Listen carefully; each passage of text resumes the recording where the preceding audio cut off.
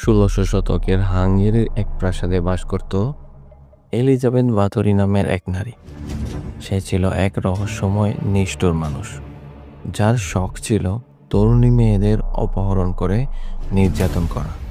প্রায় ৮০ থেকে ৬৫০ জন মেয়ের প্রাণ কেড়ে নিয়েছিল সে। মেয়েদের ঠান্ডায় বরফ দিয়ে ফ্রিজের মতো করে জমিয়ে মারা, মধু গায়ে মেখে পোকামাকড় দিয়ে খেতে দেওয়া, মুখ সেলাই করে ফেলা, এসব ছিল তার কাছে সাধারণ ঘটনা। গুজব ছড়ায় সে চির যৌবন ধরে রাখার জন্য কুমারী মেয়েদের রক্তে গোসল করত। তার স্বামী মারা যাওয়ার পর সে আরও যেন পাগল হয়ে ওঠে। নতুন রাজা অবশেষে তার অত্যাচার সহ্য করতে না পেরে গোয়েন্দাদের পাঠায়। ৩০০ জন গ্রামবাসীর সাক্ষ্য আর তার সহযোগীদের স্বীকারোক্তির মাধ্যমে সে ধরা পড়ে। সাজার বদলে তার ঘরটিকে ইট দিয়ে ঘিরে দেওয়া হয়।